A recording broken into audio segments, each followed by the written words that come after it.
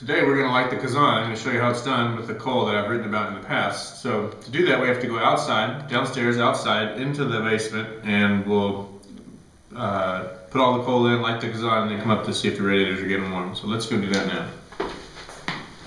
So that means in the winter snow, you need to come down, change shoes so that I can go outside, and then we'll go out and see how it goes. Okay, don't forget the keys. We just did have to go back inside. So let's hit the keys and go down. You can see the snow here is pretty bad these days. So we come into the basement here, and this is where we'll do the damage. Now the first step, fun one, is to put on gloves, because your hands get real cold, black, even with the gloves on. They do generally because the gloves have holes and stuff after time, but I'm too cheap to buy new ones. Then the great duck bill. So how does that look? Now, there's a few different aspects to this thing. We'll start actually with the top today. We'll do the whole process so that you can see what it's like. So I take the brush, and I'm gonna spend a couple of weeks since I've done this to clean out these holes. This is where the smudge is full of soot and stuff. And you can see it's just full up in there. Okay, now we close that for a second and do this part. You see, this is what burned last night. So what I do, you push it all in here. This is all the soot, ashes, and stuff that are left that I have to. So I do this every day, at least once. We light it in the afternoon, late afternoon, and then it burns through the night, and then usually goes out sometime in the morning, depending on how cold it is. So do it like that. Now, the next step, once I've done that, all this stuff is falling to the bottom, so I need to empty out the bottom. So, see which I'll just put in one of these used bags we've got sitting around, and dump it all in there, and then see here, no, yeah. If it doesn't get off.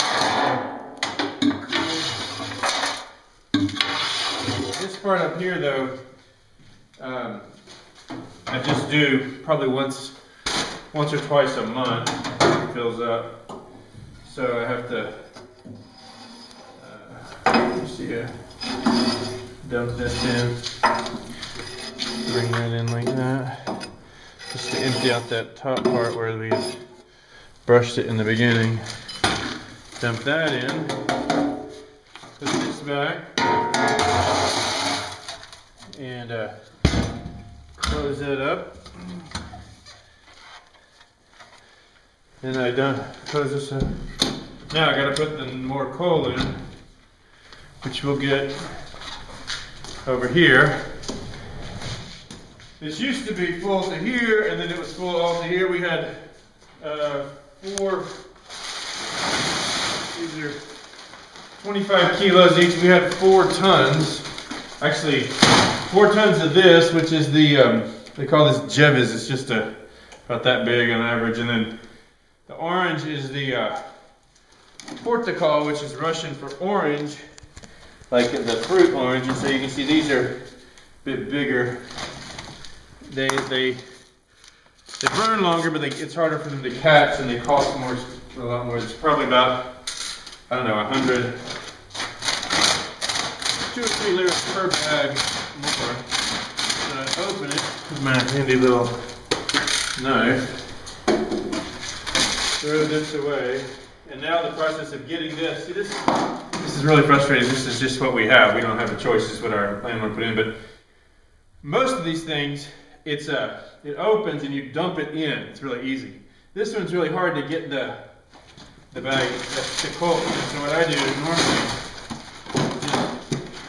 dump it up like this, put it in, and I push it in, get it in there. I was just talking to one hotel owner, and they go through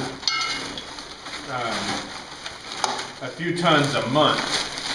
So, which is interesting because you can see that even though like things are generally cheaper in the winter, because it's the low season, it costs the hotels a good bit to run in the winter because of the coal they have to buy to heat the hotel. And if there's only a few people staying, that's a lot of, they're burning a lot of fuel just to heat the hotel for a few people, so they spend a lot more. It's sometimes difficult in the winter for hotels. I know that's why a lot of them will close in the winter because of that.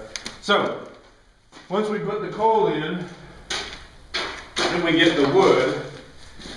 I'm going to do a little bit here with this today, a little bit different. So I'll just grab 3 or 4 pieces of wood to put in. And some of them you can see we got this, we bought this, this is apricot wood actually, apricot trees. So what I'll do, I throw this in, and then I'm going to actually cut this. So, make sure you see here, what I'll do is just,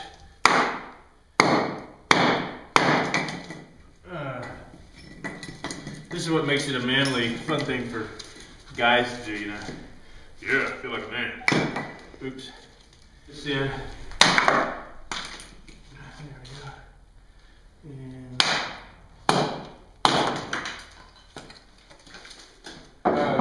so we'll put all this in. Sort of a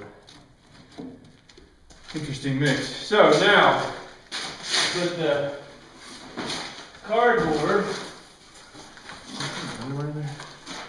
Put the cardboard in. So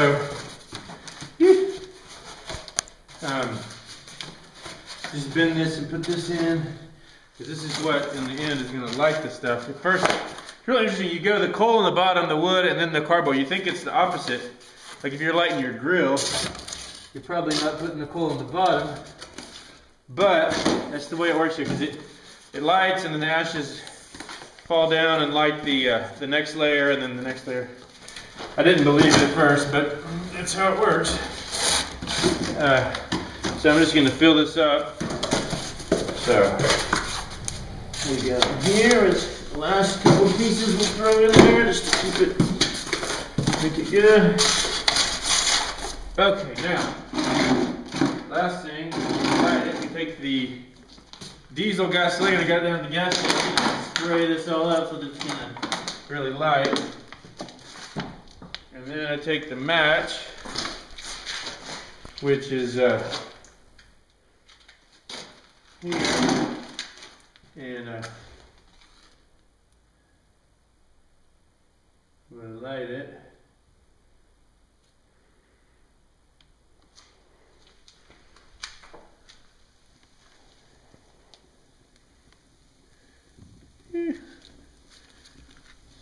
And then, okay, then I'm gonna, you see it's lit, and I'm gonna turn it on. We have it set at 50 degrees. This is the water, you know, that's in the radiator. Right now it's at 16 Celsius, so it's got a ways to go. But you can see that it's lit. Now that what that turning it on does, turns the fan on, which is blowing right here. You can feel the air. Keep the flame going so that it'll burn better and heat up. And then once it gets to 50, it of course turns off like a thermostat, and then it'll turn back on when it goes down, and this will last till sometime tomorrow morning, in the late morning. So there we go. Just close it up. Take off my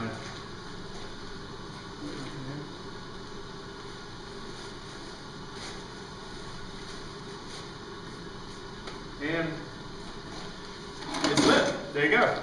Now you know how to light a kazan in Cappadocia.